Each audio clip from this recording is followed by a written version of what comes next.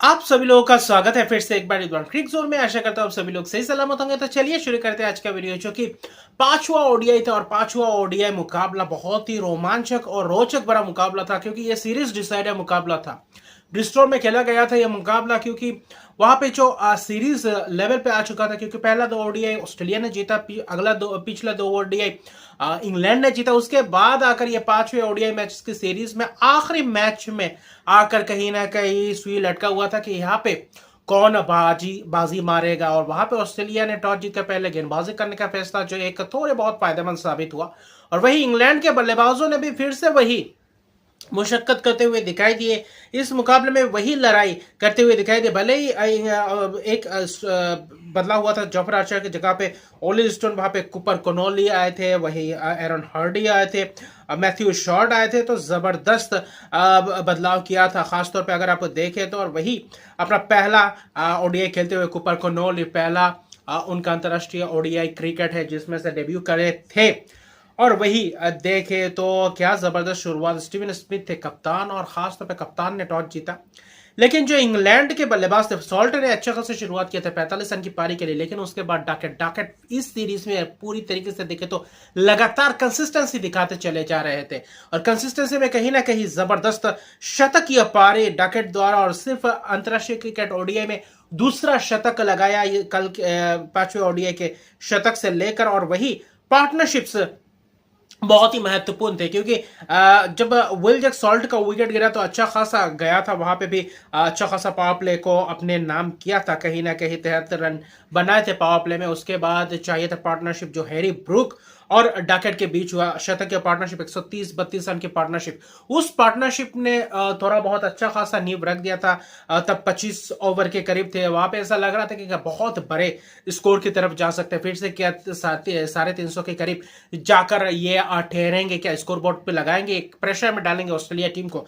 लेकिन वहां पे आया ट्विस्ट, हैरी ब्रूक का विकेट गिरने के बाद, और वहां कहीं ना कहीं विकेट गिरने का सिलसिला शुरुआत हो गया था। वहां पार्टनरशिप से बिल्कुल भी लग नहीं पाया, जिसके कारण पूरी तरीके से जो बीच में पार्टनरशिप शतक की 130 रन की पार्टनरशिप, वो पार्टनरशिप कहीं ना कहीं फीका पड़ गया, और जहां पे पूरी तरीके से धराशायी कर दिया। और खासतौर पे अगर आप देखें तो हैरी ब्रूक का विकेट बहुत ही महत्वपूर्ण था, जो जेम्पा ने दिलवाया। और जेम्पा के दिलवाने के बाद फिर मैक्सवेल, जेम्पा लगातार स्पिनर्सों ने अटैक करते गए, और स्पिनर्सों ने वो विकेट चटकाया। खासतौर पर ट्रेविस हेड ने जो 4 विकेट चटकाया, और आखिरी 50वें ओवर भी डाला, और आखिरी डेथ में अगर अच्छी खासी विकेट चटकाना, वहां पे उनके ऊपर प्रहार करते गए। आखिर में आदिल रशीद ने 36 रन की पारी के लिए थोड़ी बहुत वापसी करवाने की कोशिश में थे, लेकिन वहां पे भी बाकी कोई भी खिलाड़ी उनके साथ नहीं थे। डकेट ने शतकीय पारी खेलकर आउट हुआ, हेड नहीं चलता किया था, वहां पे शॉट मारते हुए आउट हो गए, क्योंकि जबरदस्त प्रदर्शन था बेन डकेट द्वारा।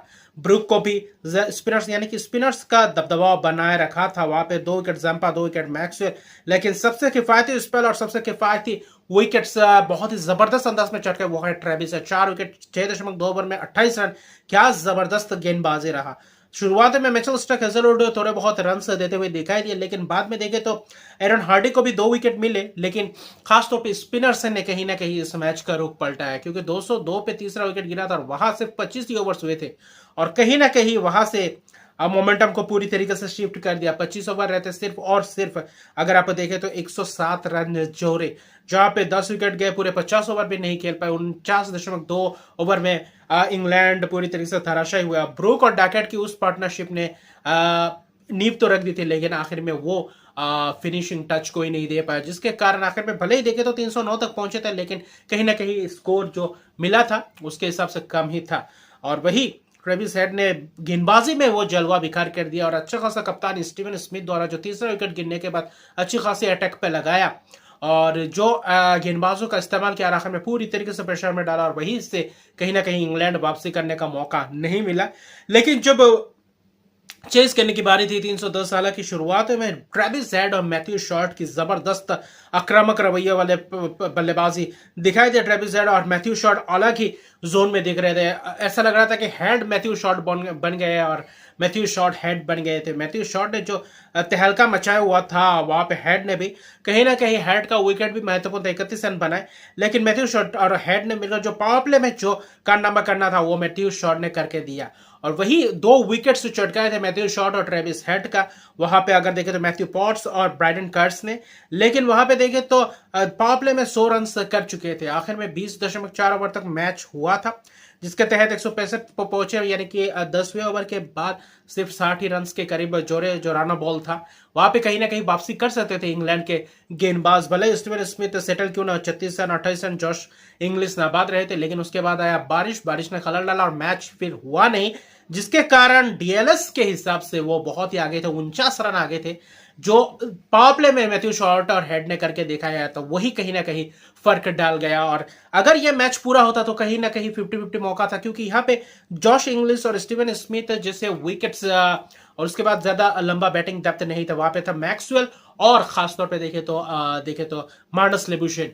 क्या 2 विकेट अगर बीच में 50-60 रन और जोड़ते, उसके बाद भी 2-3 विकेट चटकाते, जैसे कि हैरी ब्रूक और डैकेट के साथ हुआ था, जो ऐसा लग रहा था कि वहां से 350-360 बन सकते थे, लेकिन वहां पे अचानक आया कोलैप्स।